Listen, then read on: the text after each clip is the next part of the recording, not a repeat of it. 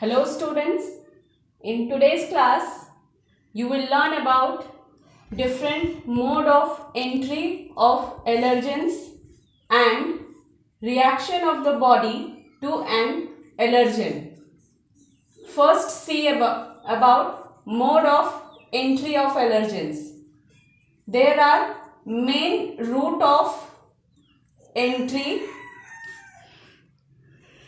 that is nose, mouth, skin, the gastrointestinal tract, and the last one, the circulatory system.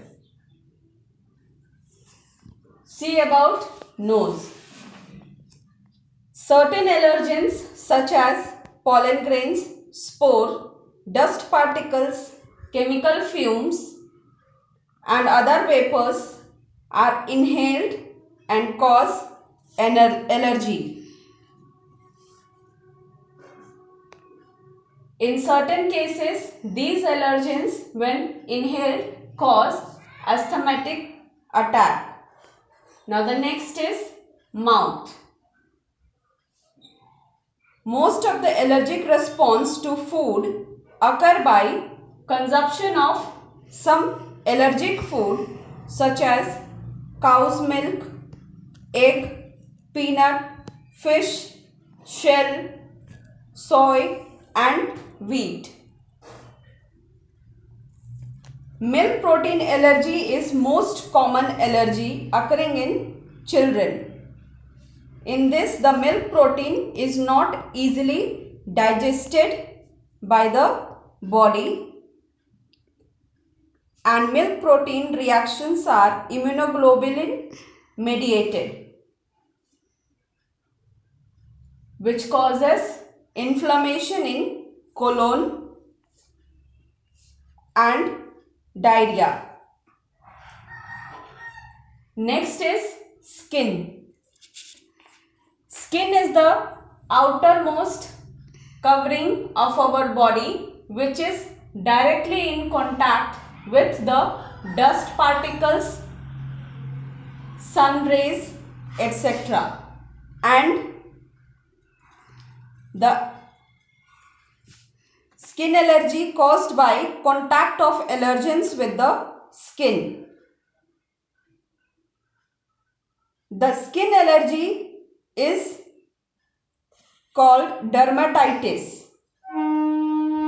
in which rashes, swelling and inflammation are common skin allergies. Exposure to strong sunlight for long also causes inflammation of skin cells.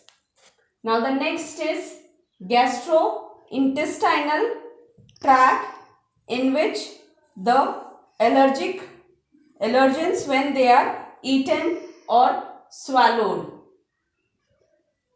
and when they entered in intestinal tract causes allergy. Next is the circulatory system. Through either an injection or medication or insect sting, when these allergens directly comes in contact with the blood causes allergy. Now the next is reaction of body to an allergen. During an allergic reaction, the immune system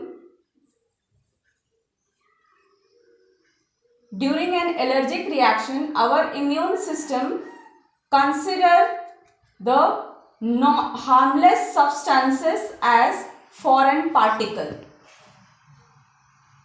When these allergens or these harmless substances for most of the people, but it causes allergy in certain people only. When these allergens enters in the body, that triggers our immune system. In this, our immune system is not fully activated. Our immune system consider these allergens as foreign particles means these particles are not recognized by our immune system, and here occurs incomplete activation of immune system, which results in the release of histamine chemical. Histamine is a chemical which is released due to the activation of immune system in the presence of a allergen. And this release of histamine chemical causes allergic symptoms. Due to the release of histamine chemical, allergic symptoms appears in the body. The allergic symptoms can be mild to severe. The allergic symptoms can be mild to severe depends upon the quantity of histamine produced in the body. If histamine is produced in a large quantity, the symptoms will be severe. If histamine is released in small quantity, the symptoms will be mild.